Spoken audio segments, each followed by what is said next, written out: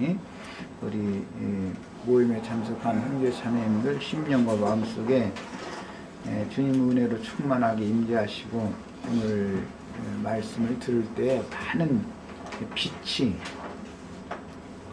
형제 자매님들 심령과 마음속에 아주 충만하게 임재하셔서 빛으로 오신 주님과 아름다운 교제를 나누는 혼인잔치 시간이 될 수 있도록 축복하시길 바랍니다. 지금 연휴 기간 동안 오늘과 내일 이어서 새신자 영육 과정에 더 나가는 말씀을 지금 나누고자 해서 모임을 가졌는데, 이 시간은 오늘 자료해 드린 때와 기한에 대한 징조와 예표들의 실현과, 자료 다 가지셨죠? 실현과 시대의 구분에 관한 말씀을 나누는 시간입니다. 때와 기한이라고 하는 것은 많은 사람들의 초미의 관심사입니다. 그런데 성경에서 이제 가장 그 비밀스러운 용어가 육체, 곧 육신에 있는 사람이라는 용어와, 그건 이제 하나님의 신이 사람과 함께 하시다가 사람을 버리고 떠나셨을 때를 육체라고 그러죠. 육체가 되면 하나님이 떠나시는 것, 노아의 때 이제 그렇게 됐어요. 구약시대의 그 육체라는 용어는 신약에서 설명할 때 육신에 있는 자들, 육신에 있는 사람, 이렇게 표현을 했습니다. 그 다음에 이제 신령한 사람, 영적인 사람은 당연히 영에 있는 사람을 말하는 겁니다. 하나님이 사람을 버리고 떠나면 육체인 것이고, 그 하나님이 다시 육체에게 다시 돌아오시면 신령한 사람이 되는 것입니다. 죽었느냐 살았느냐라는 것은, 육체는 하나님이 떠났으니까 죽은 거고, 산자라는 말은 하나님의 신이 다시 임해서 그 사람을 함께 사시면 그건 산자가 되는 것이죠. 그것은 이제 성경에서 가장 비밀스러운 요점이고, 이렇게 하나님이 어느 때는 사람을 버리고 떠나실 때가 있고, 약속, 예언에 따라서 어느 때가 되면 하나님이 다시 사람을, 육체를 찾아오셔서 사람과 함께 사시는 때가 온다. 이것이 성경이 말하고자 하는 가장 핵심적인 뼈대다 할 수 있습니다. 하나님의 신이 버린 사람들은 다 죽은 자라고 그러고, 이방인이다 또는 뭐 불신자다 여러 가지로 표현을 다 하지만, 다 하나님이 보시기에는 그것은 하나님의 목적을 위하여 창조한 사람의 가치가 없는 것이죠. 하나님의 신이 그를 버리고 떠나면 끝나는 거예요. 그러나 예언에 따라서 약속을 이루셔서 하나님의 신이 다시 때가 찼을 때 사람을 찾아오셔서 그 사람과 함께 사시면 그 사람은 신령한 사람이 되는 거고, 신약의 용어로는 영에 있는 사람이 되는 거예요. 육신에 있는 사람, 영에 있는 사람, 이거 이제 구분을 잘 오늘 이 시간 먼저 하셔야 되겠습니다.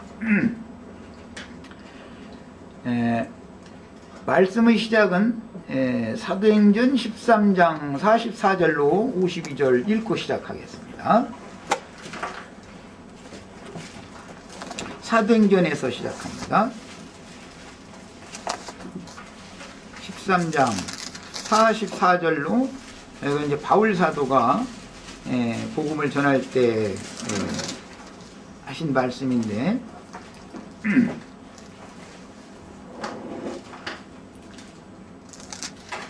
13장 폈으니까 저 앞에서 잠깐 읽고, 어디서부터 보냐면 26절 보겠습니다. 26절 이하에서 몇 절 읽고 44절부터 가겠습니다.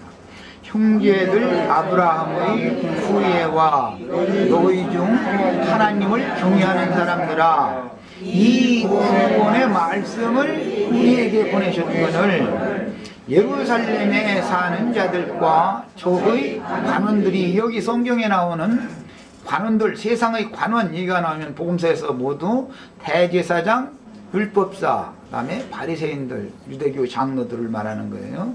그 세상 관원의 지혜라는 이제 고린도전서 1장에 인용되는 말, 그 관원이라는 말이 나오면 모두 유대교 지도자들을 염두에 두는 말입니다.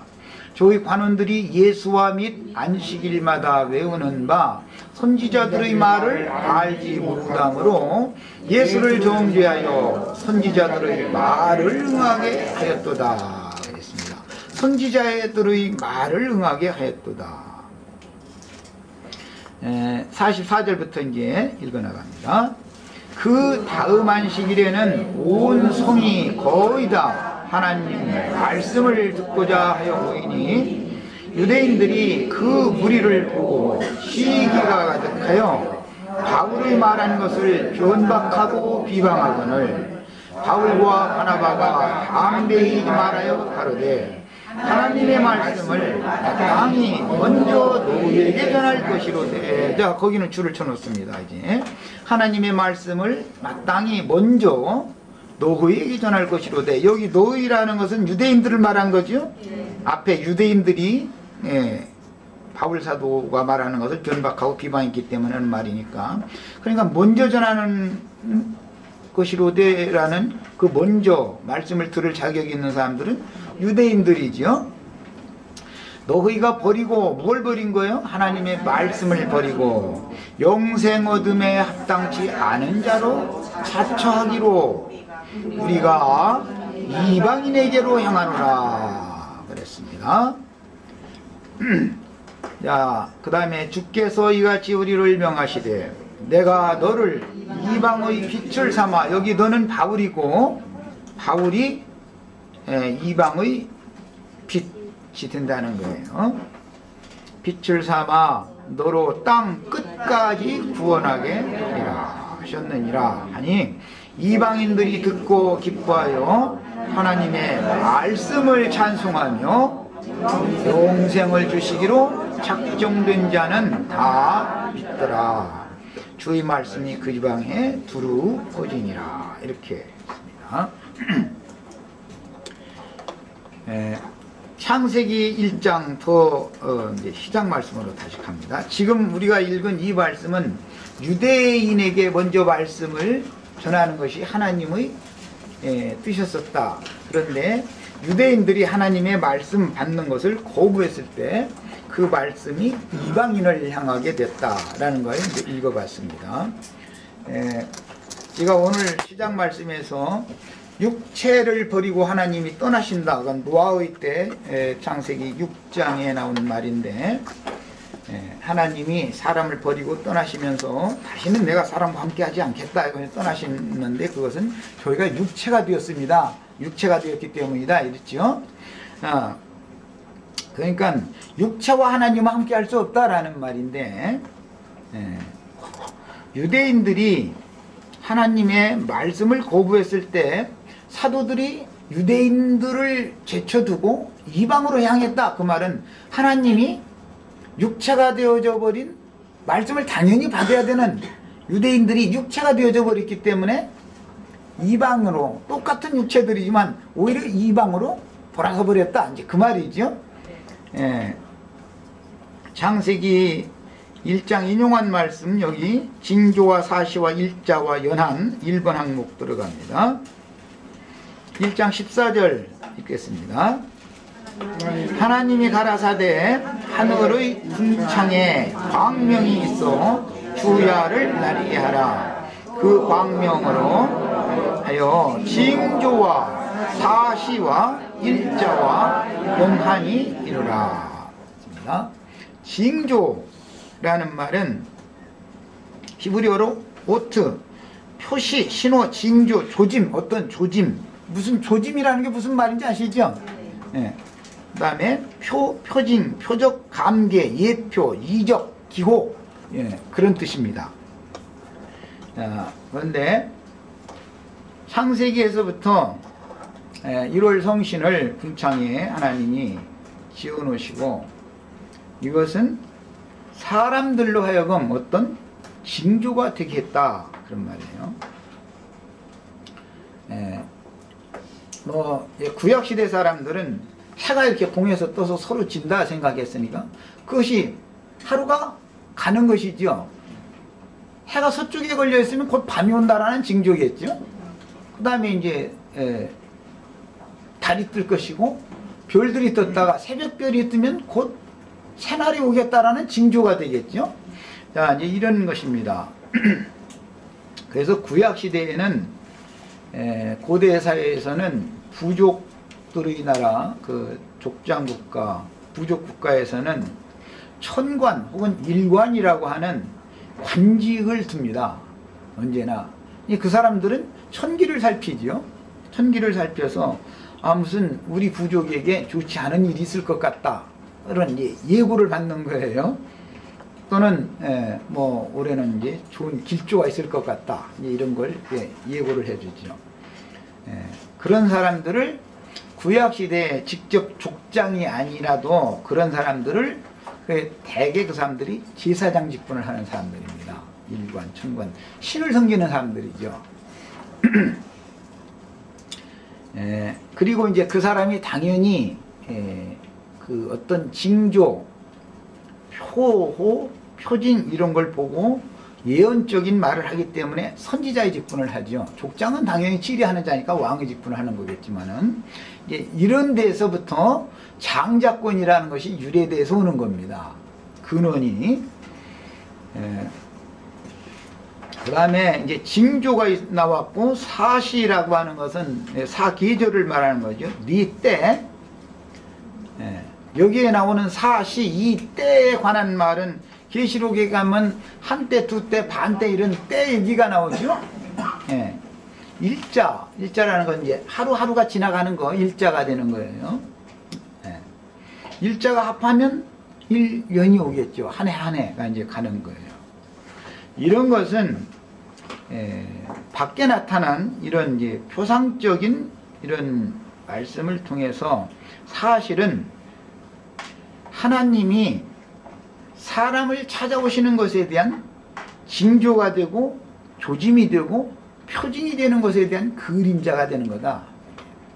그래서 이제 이 성경을 더 찾아 읽겠습니다. 이사야 7장 14절, 이 징조를 어떻게 성경에서 이제 영적으로 적용하는지를 살펴보는 거예요.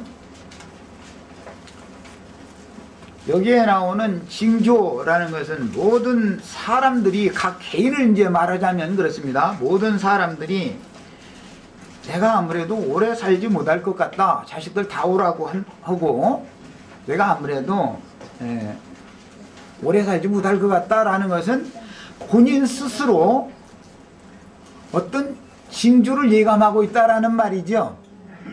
그러니까 자식들 갑자기 먼데 있는 자식들 다 오라게라, 마지막으로 내 자식들 얼굴 한번 보고 가겠다라는 뜻으로 다 불러가지고는 이제 한다 소리가, 아무래도 내가 오래 살지는 못할 것 같다, 이런 이제 유언의 말을 남기게 되잖아요. 그럼 그 스스로에게 어떤 영적인 감감이 왔다라는 말이겠죠. 영감이. 사람이 하나님의 신이 함께하면 영감이 풍부하게 마련이고, 하나님의 신이 떠나면 영감이 없죠. 이제 귀신과 함께하면 귀신이 가르쳐주는 그런 헛것만 자꾸 보고 듣고 이렇게 되게 마련인 거고. 이사야 7장 14절 우선 이제 읽어보겠습니다.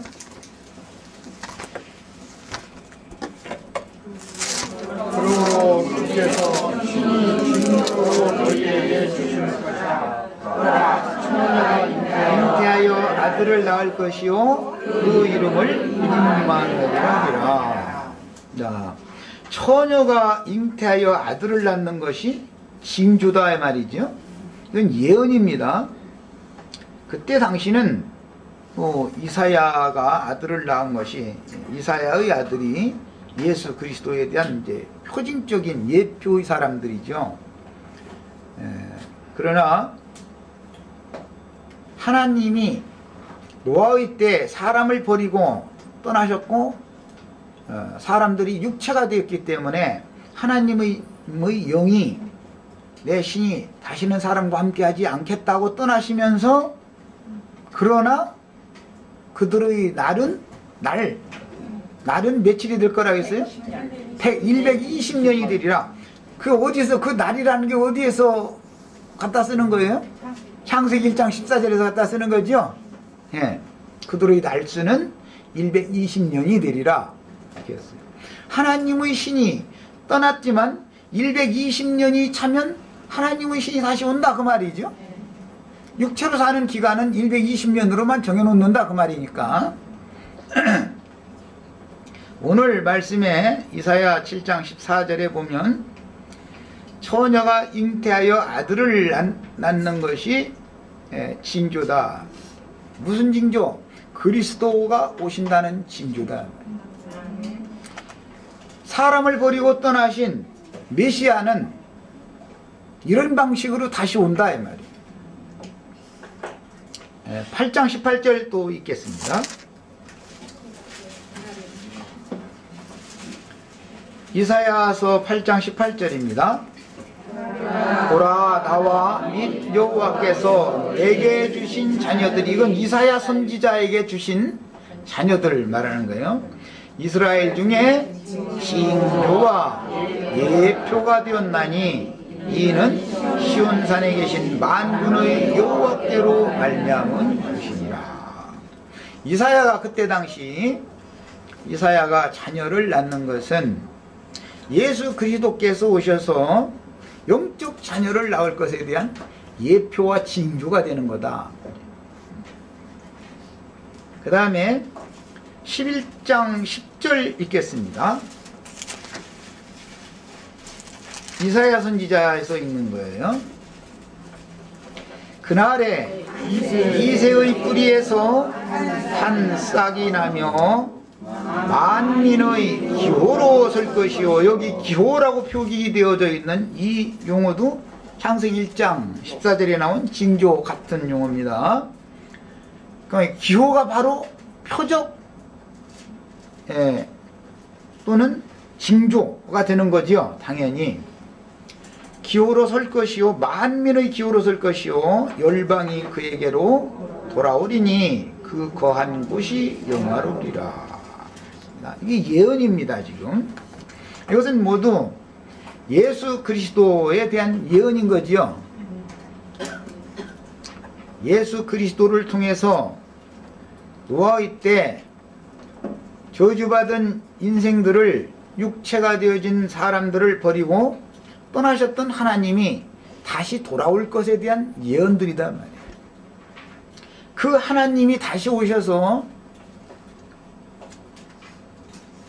사람들, 육체가 되어져 버린, 하나님을 잃어버린, 하나님의 버림이 되어져 버린, 육체가 되어져 버린 인생들에게 임하셔서 그 사람과 함께 인생을 사시면 하나님과 동행한다, 그렇게 말해요. 동행한다. 하나님이 어떻게 동행하겠어요? 내 속에 오셔서 내가 사는 것이 그리스도께서 사는 것이 되면 하나님이 나와 동행하는 거죠. 예. 이것을 구원이라 이렇게 말합니다.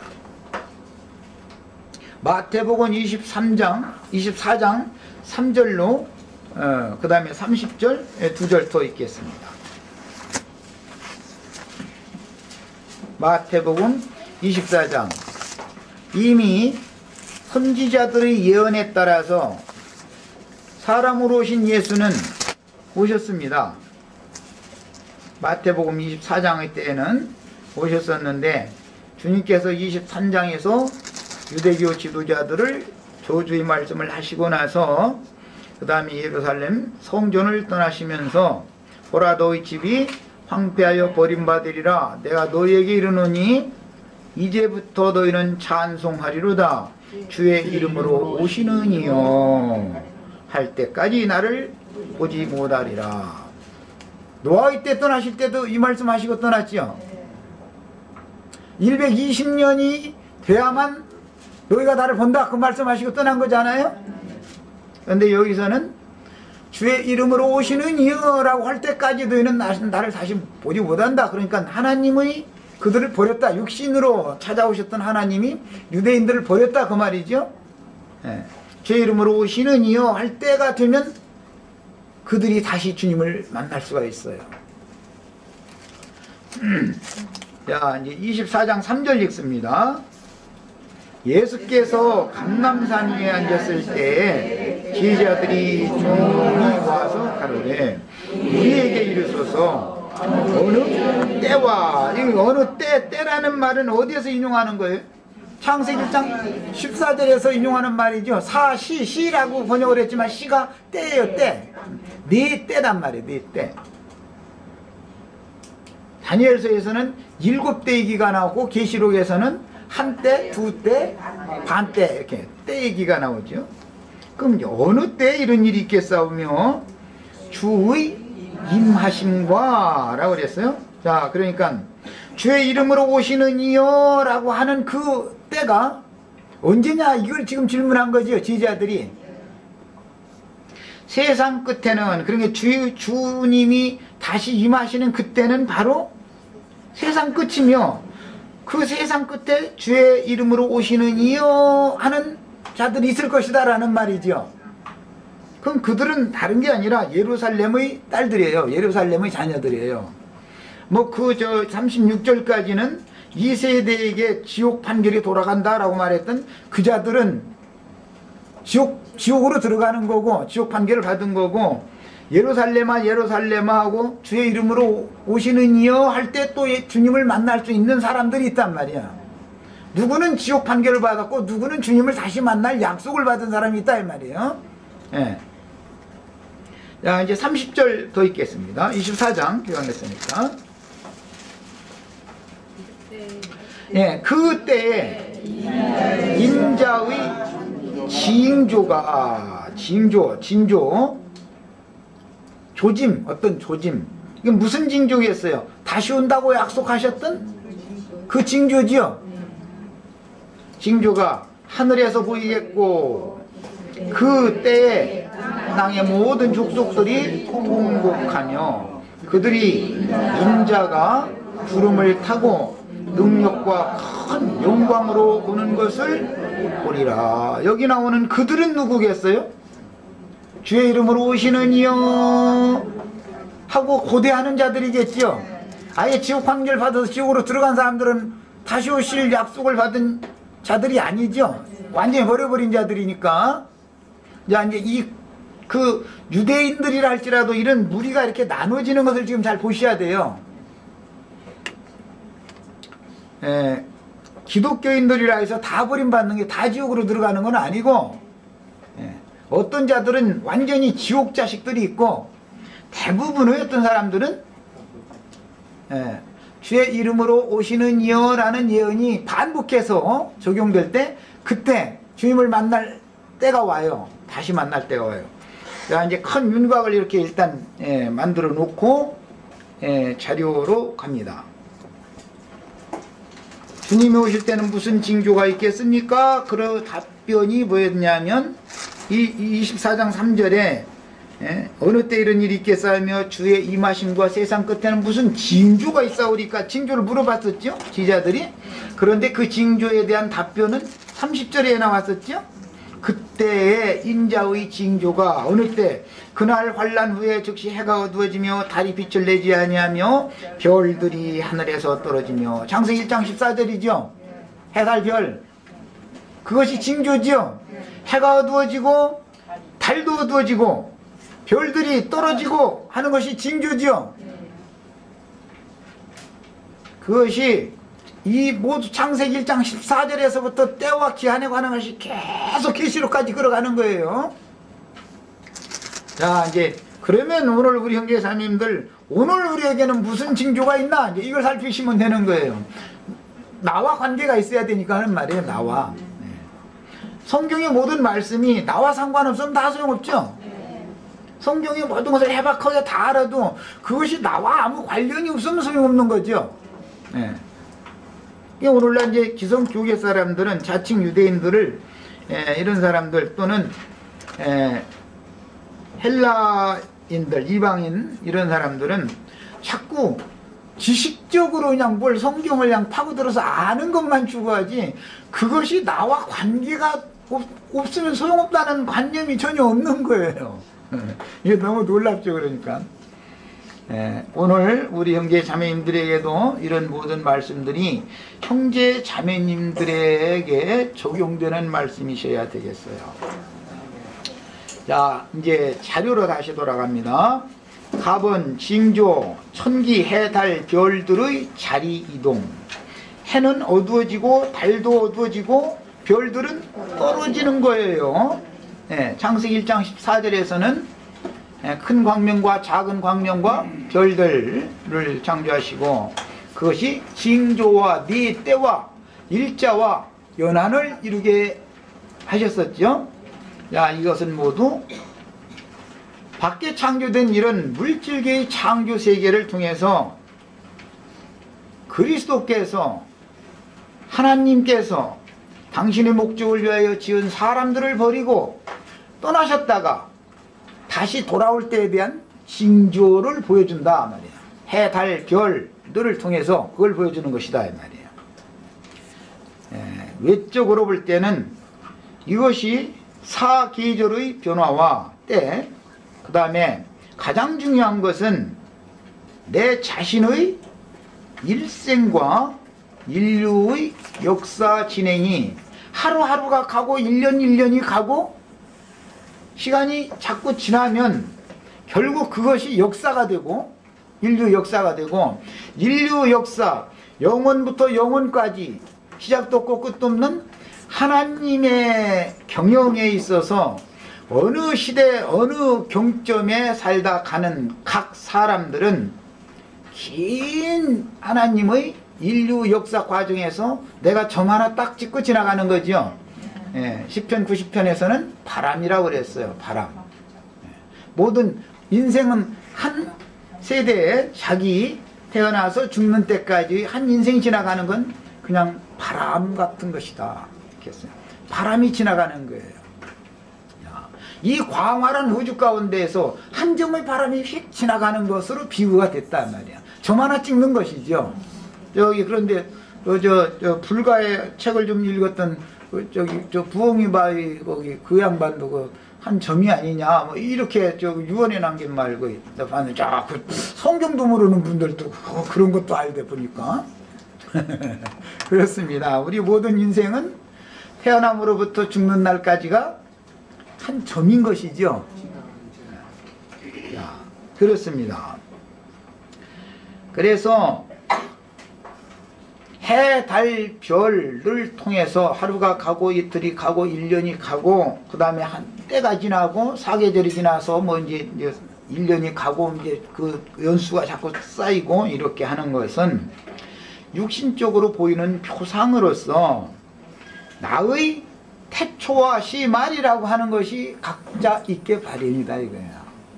아담 안에서의 태초와 그리스도 예수 영원하신 하나님 안에서의 태초를 알아야 된단 말이에요. 기본적으로 창세기 시작은 뭐죠? 태초죠. 태초. 마지막은 뭐예요? 아멘 주 예수여 오시옵소서. 구약 성경에서 가장 중요한 용어가 뭐냐면 주 여호와여 돌아오시옵소서라는 용어예요. 그 성경 그런 구절 많이 읽어보셨어요? 많이 나와요. 한두 구절이 아니고 주 여호와여 오시옵소서 돌아오시옵소서. 왜 주 여호와여 오시옵소서를 그렇게 모든 사람들이 그렇게 애절하게 기다리는 거예요? 내가 육체가 되어져서 하나님이 신은 영은 육체와 함께 할 수 없기 때문에 하나님의 거룩한 신이 나를 버리고 떠나셨기 때문에 주 여호와여 돌아오시옵소서. 계시록 끝에 뭐라고요? 아멘 주 예수여 오시옵소서. 예수가 나에게 돌아오시는 것이 육체를 버리고 떠나신 하나님의 오심이다 이 말이에요. 오늘 다 이런 은혜가 임하시기를 바라요. 지금까지 그냥 예배당 열심히 다녔던 분들도 이런 말을 들을 때 죽고 사는 문제가 이 문제구나. 이걸 아셔야 되겠어요. 한 점 바람이 되어져서 지나가는 인생으로 육신의 태초인 내 조상 땅의 아비인 아담의 허리에서부터 비롯되어져서 이 시대에 나의 모친의 태를 통해서 나라는 사람을 아담 세계에 보내신 것은 하나님의 어떤 뜻이 있다 이거예요. 무슨 뜻이에요? 아멘 주 예수여 오시옵소서. 나를 버리고 떠나셨던 하나님이 찾아오신다는 약속을 붙들고, 이것이 유대인들의 신앙의 근본인 거예요. 메시아 사상이라고 그래요. 메시아 대망. 그들은 어떠한 일이 있어도 메시아를 기다려요. 메시아가 온다는 약속을 믿는 거예요. 사람이 구원받는 것은 인간의 의로움이나 인간의 선행을 통해서 구원받는 게 아닙니다. 하나님의 약속에 따라서 구원받는 거예요. 하나님께서 일방적으로 인생들과 맺은 언약을 이루기 위해서 하나님이 그 일을 이루어 놓으시기 때문에 사람이 구원받는 것이지, 인간이 구원을 갈망한다든지 구원을 위해서 뭘 해서 구원받는 게 아닙니다. 무슨 약속이 가장 중요하겠어요? 그러면 다시 오시겠다는 약속. 내가 육체가 되어진 모든 죄인들은 버리고 떠나지만 반드시 때가 되면 나는 다시 돌아온다. 이 약속이 가장 중요한 거예요. 인생에서는 이 약속을 붙잡아야 되는 거예요. 오늘 우리 형제 자매님들, 뭐 여기는 이제 그 장로교 언약 신학, 신학하신 분들도 참 몇 분 계신데, 그런 엉터리 언약 신학 붙잡으시지 말고 이 언약의 신학을 오늘 꼭 배우셔야 되겠어요. 이것을 배우셔야 돼요. 옛 사람들에게 약속하셨을 때는 옛 언약이라고 그래요. 신약의 백성들에게, 새 사람들에게 약속을 다시 맺으신 것은 새 언약이다 그래요. 성경이라는 건 약속의 책이다 이거예요. 뭘 약속한 거예요? 저주받은 인생들을 버리고 떠난 하나님이 약속의 때가 되면, 약속한 때가 차면 다시 온다는 약속을 말하는 거다 이 말이에요. 다시 온다는 말이에요. 이걸 기다리는 거예요. 그러니까 모든 사람들은 예수를 믿는다 그러면 다시 오신다는 때와 기한이 언제냐 말이에요. 이걸 그렇게 관심을 갖는 거예요.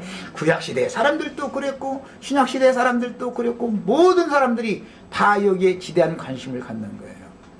오늘 우리 형제 자매님들에게도 이상과 계시가 다 열리시는, 오늘 이후 이제 내일까지 열렸는데 앞으로 물론 더 해야지 이걸 다 할 수는 없지만 어쨌든 핵심 부분을 지금 하는 거예요. 오늘과 내일에 이상과 계시를 통해서 하나님의 약속이 형제 자매님들과 완전한 관계성을 맺고 형제 자매님들의 것이 되어지기를 바랍니다.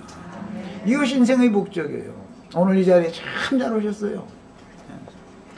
다른 데 가야 이런 걸 말해주지 않아요.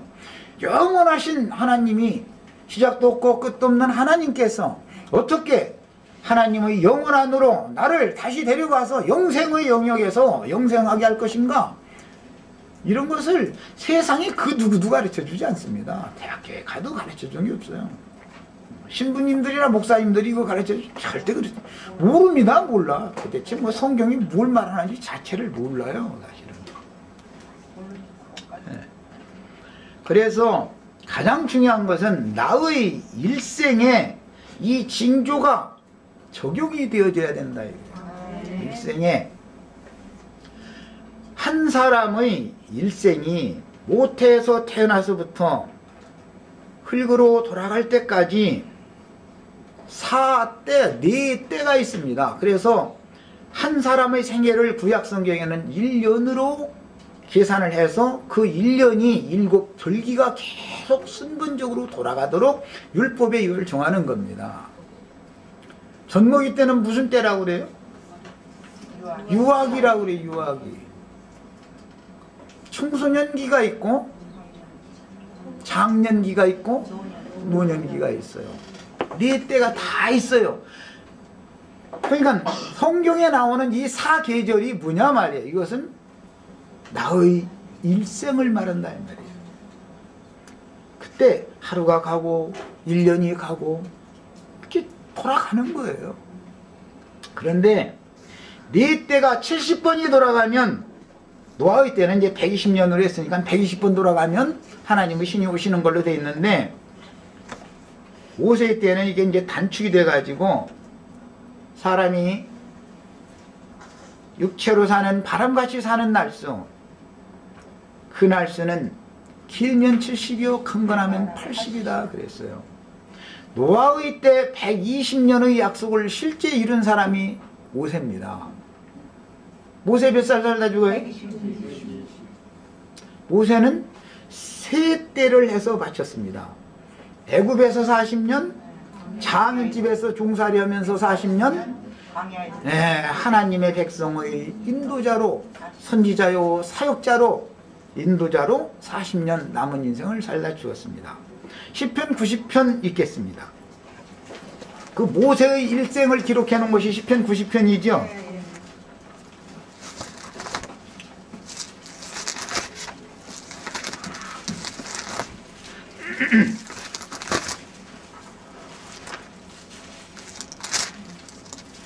자, 7절까지 다 읽겠습니다. 주여 주는 대대에라는 건 매 세대, 한 세대는 오고 한 세대는 간다 그 말이죠. 대대에 우리의 거처가 되셨나이다. 예수 그리스도가 우리의 거처지요. 내가 주 안에, 주님이 내 안에 거한다는 상호 거처를 삼는다 그 말이죠. 우리가 한 생애를 살고 사계절이 다 지나가서 주님의 마지막 부르심을 받으면 우리 주님 품에 가야 되는 것이죠. 거가 영원히 거할 처소다 이거예요. 산이 생기기 전 땅과 세계도 주께서 조성하기 전 곧 영원전부터 영원까지 주는 하나님이십니다. 다함이 없는 생명 주는 하나님이죠. 주께서 사람을 티끌로 돌아가게 하시고 말씀하시기를 너의 인생들은 돌아가라 하셨사오니. 그러니까 흙에서 온 것은 다 흙으로 돌아가야 되는 것이고 하나님께로부터 온 것은 하나님께로 돌아가야 되는 거예요. 다 본 곳으로 가는 거예요. 유다는 자기 곳으로 갔고 베드로는 또 베드로의 곳으로 갔죠. 가룟 유다가 간 곳과 베드로가 간 곳은 다르죠. 흙으로 돌아갈 자와 하나님께로 돌아갈 자가 구분된다는 걸 말씀드린 거예요. 주의 목전에는 주의 눈에 보시기에는 그 말이요, 천년이 지나간 어제와 같으며 밤의 한 경점, 여기 경점이라고 하는, 아까 내가 말할 때 점이다 이게 점, 인생이라는 것이 천년도 한 점에 지나지 않으니까 영원이라는 시간은 뭐 이거는 뭐 말로 표현할 수 없는 거죠. 경점 같을 뿐임이니라. 주께서 저희를 홍수처럼 쓸어 가나이다. 노아의 홍수라는 게 무엇을 말하느냐 말이에요. 모든 저주받은 땅에 속한 인생들을 심판하는 것이 홍수 심판이었죠. 예수님이 노아의 때, 롯의 때 할 때 때라는 것이 있죠. 때. 그 때에는 어느 때 같으면 어떤 징조가 당연히 있겠죠. 어느 때 이런 일이 있겠사오며 그때 무슨 징조가 있겠습니까? 어느 때 같으면 어떤 징조가 나타나겠죠. 어떻게 나타난다겠어요? 징조는 해와 달과 별들의 천체의 변화가 나타난다. 이게 징조다 이거예요. 그러면 밖에 있는 하늘의 해와 달과 별이 무슨 징조가 될 것 같아요? 요셉의 꿈에 보여주셨던 해와 달과 별들이 징조가 되겠죠.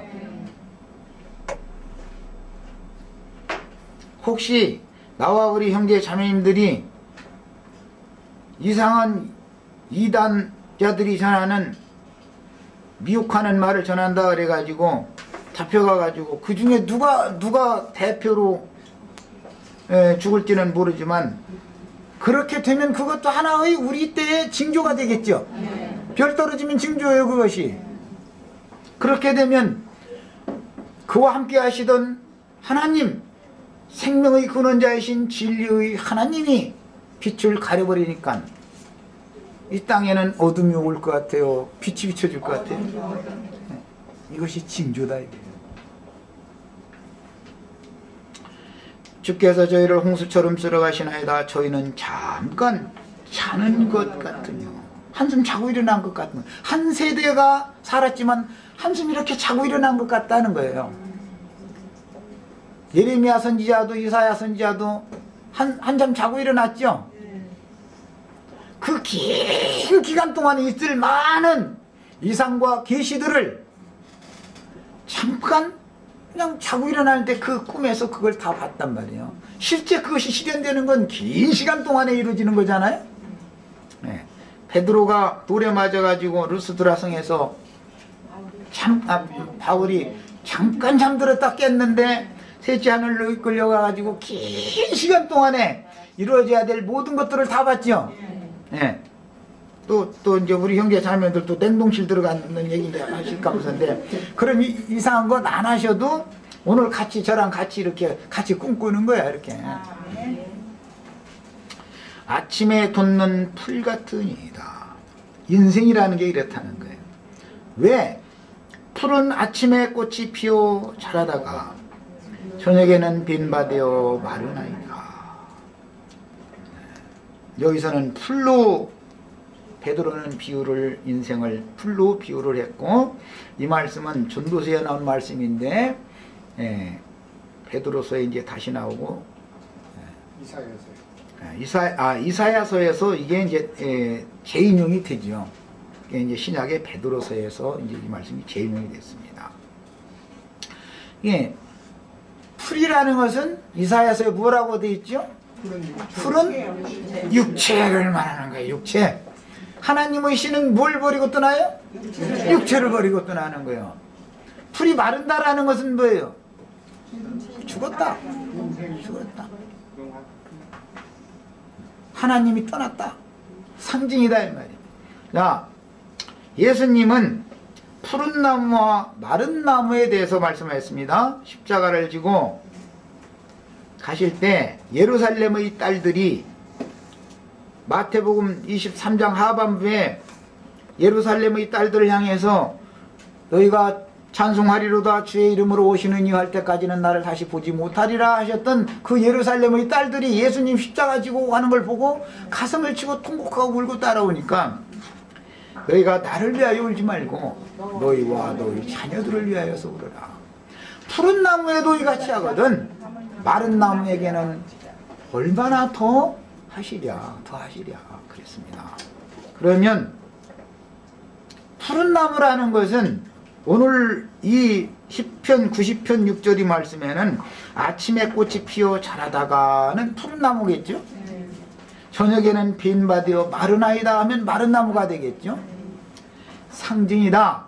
예수님이 이 땅에 오셔서 마땅히 먼저 자기 백성들에게 말씀을 전해야 되기 때문에 자기 백성들에게 말씀을 증거하셨을 때 자기 백성들을 찾아오시겠다고 예언하셨던 그 메시아가 예언을 이뤄서 찾아오셔서 말씀을 증거하셨을 때 그 예수 그리스도의 영과 생명의 말씀 하나님의 신을 받아들이지 않고 배척하니까 예수님은 할 수 없이 입만무성한 무화과 나무를 저주를 했습니다. 그랬더니 그 나무가 뿌리로부터 말라서 죽게 됐어요. 그게 마른 나무죠. 유대인들이 마른 나무예요. 원래는 이방인들은 하나님 말씀을 받은 적이 없으니까 원래 마른 나무였습니다. 그런데 유대인들이 육체가 되니까 하나님의 아들들이 사람의 딸들의 아름다움을 보고 자기가 좋아하는 모든 자로 자기의 아내를 삼는 것이 유대교 지도자들이 유대교 만들어 놓은 거죠. 유대교인들 자기 아내 삼아가지고 그렇게 하니까 하나님의 신이 육체가 되어져서 영을 받아들이지를 않는다 이거예요. 그러니까 그들을 버리고 이제는 이방으로 향하게 됐다. 이 시대가 사람으로 육신의 몸을 입고 자기 백성을 찾아오셨던 예수님이 구속을 이루신 후에 영이 되셔서 사도들을 입고 이방 땅에 복음을 전하러 간 것으로 실현이 됐다 말이에요. 자, 이런 이치를 오늘 먼저 잘 생각해 보시고 만약에 이 시대가 흔히 말하는 부하과의 때가 이방인의 때로 전환되었고 이방인의 때가 끝나고 다시 저주받은 부하과 나무가 연한 싹쓸 순을 내는 때가 이 시대면 어떻게 할 것인가 이거 한번 생각해 보도록 하겠습니다. 자 잠깐 쉬었다가